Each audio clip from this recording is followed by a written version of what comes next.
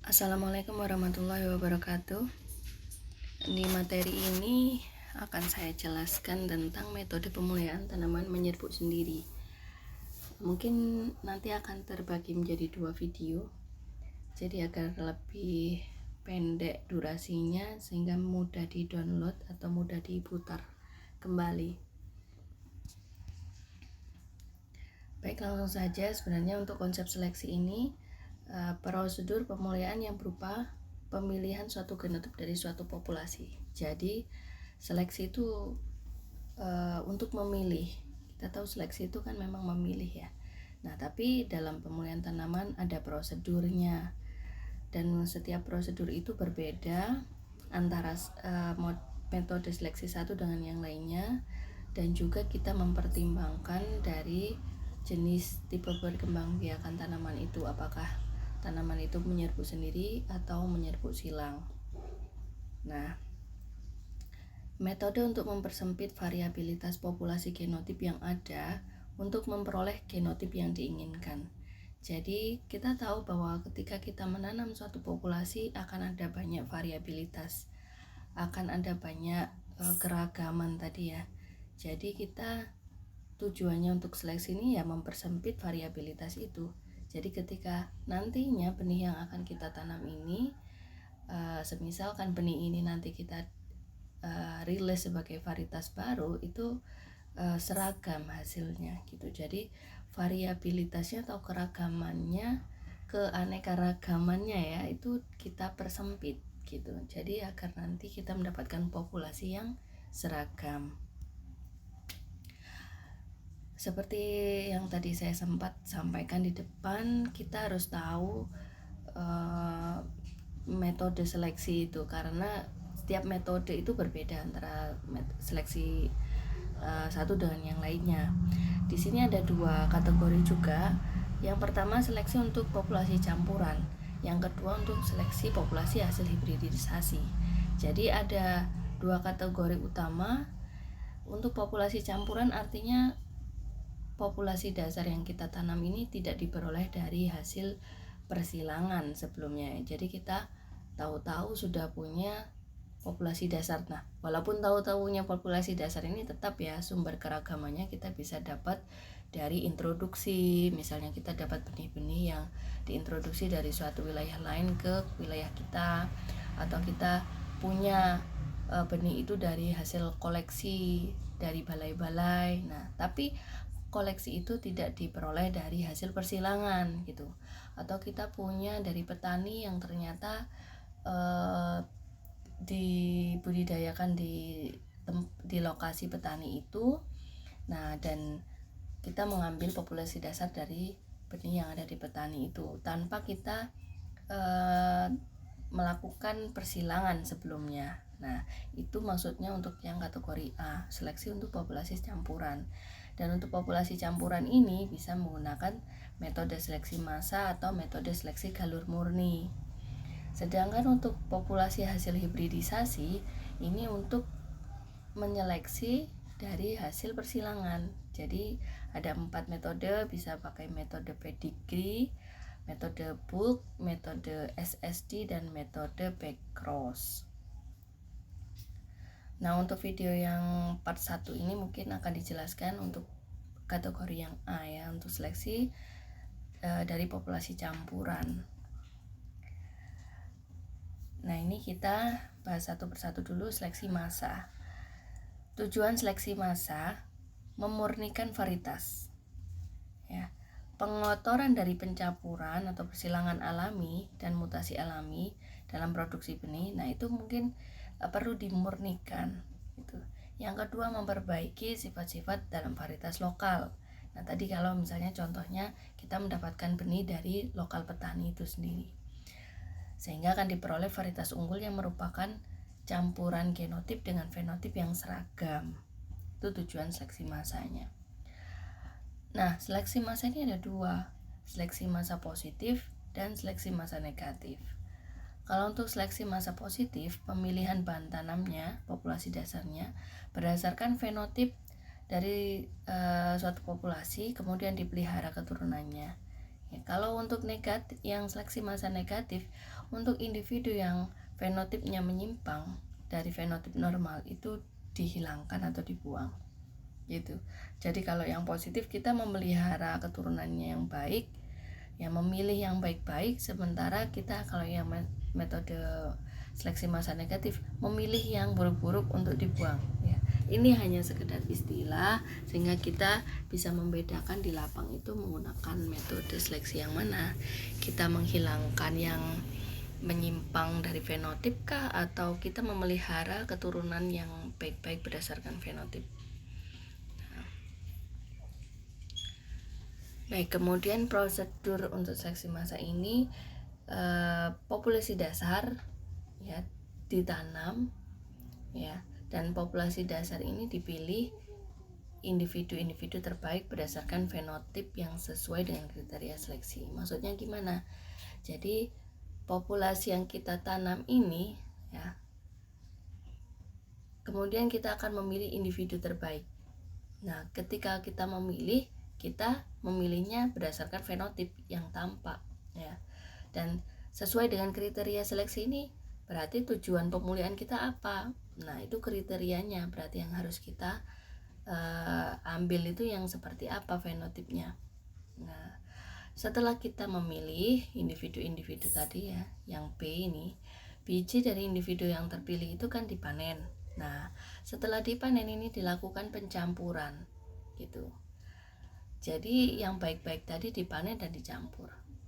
Nah, kemudian yang selanjutnya kita mengambil sejumlah biji secara acak. Jadi kita karena sudah bentuk biji, kita sudah tidak bisa melihat biji yang mana yang bagus kan. Yang penting tadi biji yang kita ambil ini kan dari yang kita pilih yang terbaik tadi, individu yang terbaik tadi. Nah, kita pilih secara acak, kemudian kita tanam pada suatu peta. Nah, setelah biji-biji ini tumbuh menjadi individu baru, kita baru memilih individu-individu yang terbaik sesuai dengan kriteria seleksi.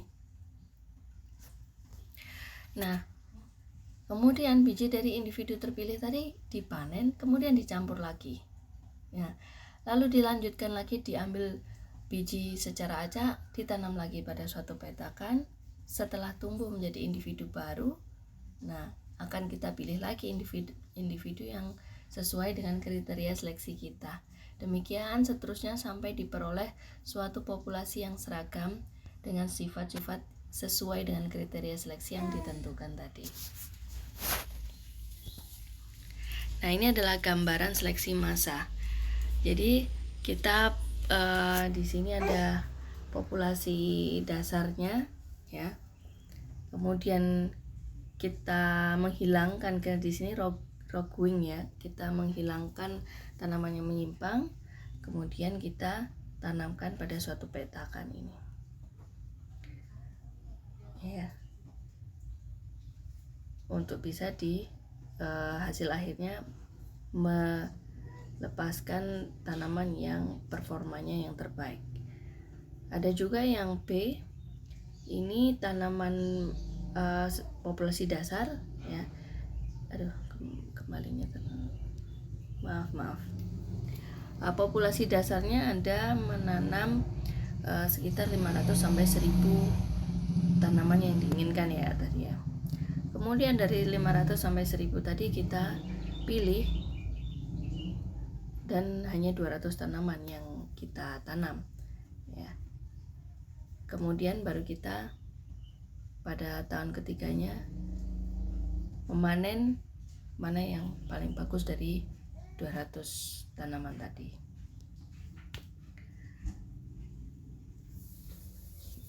Seleksi massa ini punya kelebihan. Varietas dapat beradaptasi luas karena lebih dapat menyesuaikan diri terhadap lingkungan yang beragam. Jadi karena tadi dicampur itu dia menjadi lebih lebih beragam ya. Karena pencampuran benih tadi kita tidak terlalu melakukan pemilihan. Memberikan kestabilan hasil walaupun pada kondisi alam yang beragam. Sama ini sebenarnya memberikan kestabilan hasil ya. Lebih dapat bertahan terhadap kerusakan penyakit. Nah, mungkin ini tuh tujuan pemulihan yang hasil akhirnya adalah tanaman dengan ketahanan penyakit. Kekurangannya kurang menarik dibandingkan dengan varietas yang berasal dari galur murni, karena penampilannya pasti akan dibandingkan galur murni ya akan lebih beragam daripada yang galur murni. Lebih sulit untuk memberikan tanda pengenal diri pada program seleksi benih. Maksudnya pengenal diri ini kita untuk menandai benih ini dari mana, itu kita akan sulit karena tidak ada pencatatan silsilahnya. Biasanya memberi hasil lebih rendah dari galur terbaik dalam campuran. Kemudian lingkungan mempengaruhi fenotip sehingga sulit diketahui apakah tanaman ini superior ya, yang dikarenakan faktor genetika atau lingkungan, atau tidak superior. Nah, ya memang kalau seleksi massa itu kelebihannya memang lebih mudah gitu, karena seleksinya tidak terlalu ribet ya, dengan pencatatan dan sebagainya gitu. Yang kedua, seleksi galur murni. Galur itu individu yang dikembangkan melalui penyerbukan sendiri dari tanaman tunggal. Ya, selfing, kita biasa mengenalnya sebagai selfing. Dan galur murni galur ini dianggap sebagai suatu populasi bergenotip tunggal. Artinya bergenotip tunggal itu benar-benar homozigot ya, karena penyerbukan sendiri. Dan kita kalau penyerbukan sendiri kan seperti di pertanyaan UTS kemarin ya, mengapa tanaman yang menyerbu sendiri itu bergenotip homozigot ya, itu karena dia akan gen-gen yang ada di dalam tanaman menyerbu sendiri itu akan bertemu dengan gen-gennya sendiri, jadi akan semakin homozigot keturunannya. Berbeda dengan tanaman yang menyerbu silang, karena gen dari tanaman A akan bertemu dengan gen tanaman B ya, tanaman yang lain, sehingga dia akan bercampur ya gennya, jadi heterozigot gitu. Tujuan seleksi galur untuk galur murni ini tujuannya untuk mendapatkan varietas yang dikembangkan dari individu homozigot superior. Nah, konsep seleksinya pemilihan berdasarkan fenotip. Keberhasilan bergantung pada ragam tanaman yang homozigot. Artinya kalau tanaman homozigot ini ada yang bisa kita pilih ya kan, logikanya kan tanaman homozigot ini fenotipnya seragam ya seragam. Tapi kalau seragam terus kita mau memilih yang mana gitu. Nah, jadi kita harus jeli-jeli dalam seleksi galur murni ini. Dari tanaman yang seragam itu kita harus bisa menemukan mana yang tidak sama gitu ya, ragam. Jadi ragamnya, jadi kita harus teliti apabila kita menemui keragaman dalam populasi yang homozigot seperti itu. Hasil seleksi berupa galur murni. Populasi campuran bahan seleksi dapat berupa varietas lokal. Kelebihannya ini menarik karena lebih seragam ya, outputnya lebih seragam baik genotip maupun fenotip, lebih mudah diidentifikasi, hasil biasanya lebih tinggi daripada hasil seleksi massa.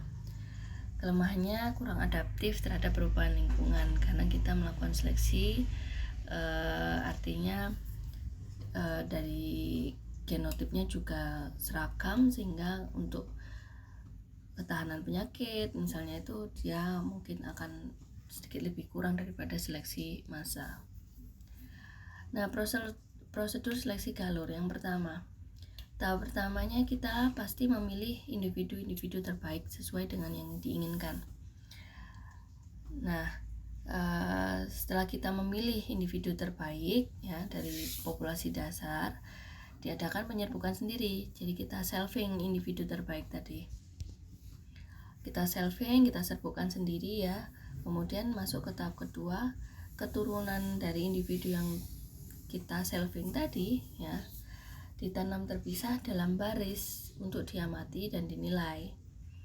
Nah, Nah, ini dilakukan sampai beberapa generasi, biasanya sampai F7, F8.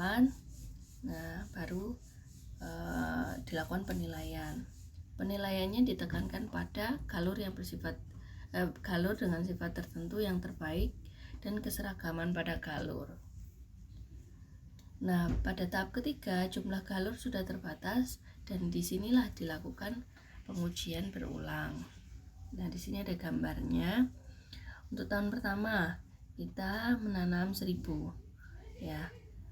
Obtain variable population, space plan, select superior plan. Jadi kita menanam 1000 ini yang kita inginkan, ya. Kemudian kita menyeleksi dari 1000 ini tahun kedua 200 tanaman.